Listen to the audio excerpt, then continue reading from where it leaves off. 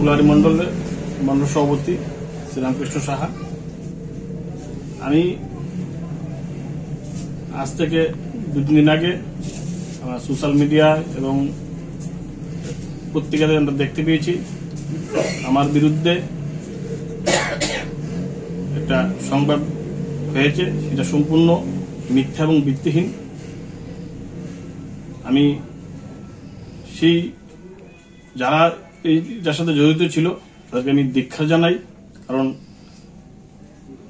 এই নোংরা রাজনীতিতে ভারতীয় জনতা পার্টির ক্ষুণ্ণ হয়েছে, সম্মানহানি হয়েছে।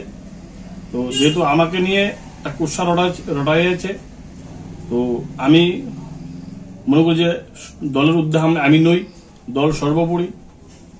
দল সেটা বিচার বিশ্লেষণ করবে, দল সঠিক তদন্তমূলে এর সাথে কারা জড়িত, কারা এই ঘটনার সাথে করিয়েছে সেটা তারা তদন্ত করে সত্যটা উদ্ঘাটন করবে এবং দোষীদের শাস্তিও দেবে।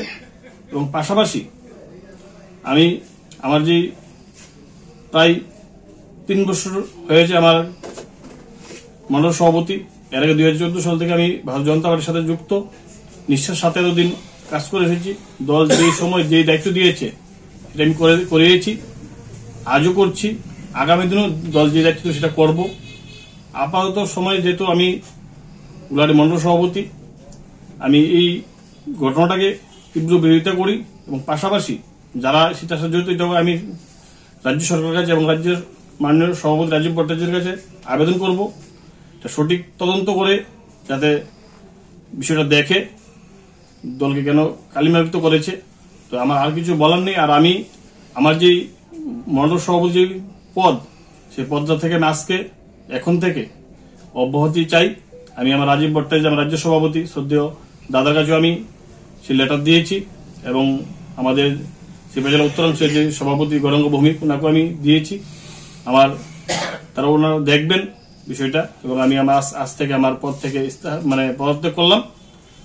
আগামী দিন দল যে ডিসিশন নেবে সেটা আমি মাথা পেতে নেব।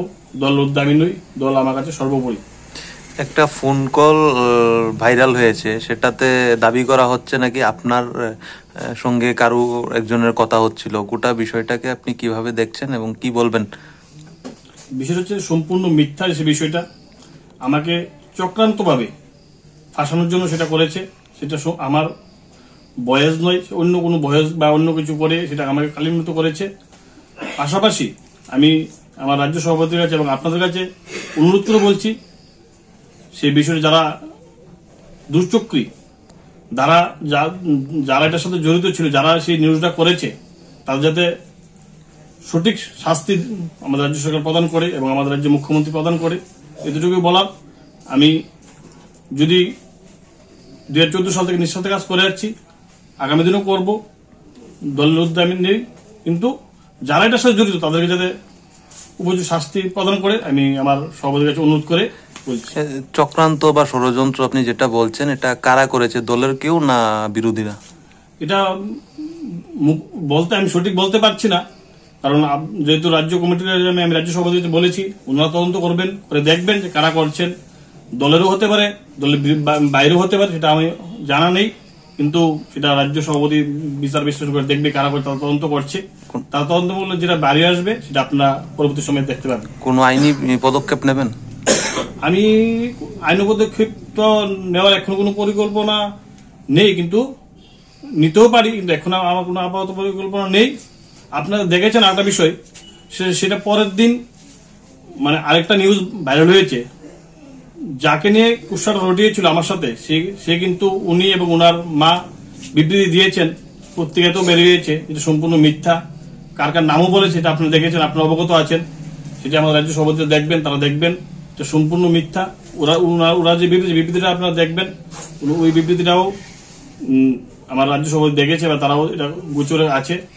আমি বারবারই বলেছিলাম যে গোলাঘাটি বিধানসভার মধ্যে কিছু দুষ্ট লোক রয়েছে, তাদেরকে আমি কয়েকবার সাবধান করেছি, কিন্তু তাদের এই কাজকর্মকে আমি সহযোগিতা না করাতে আমার পিছনে লেগে আমাকে চক্রান্তমূলক ভাবে ফাঁসিয়েছে।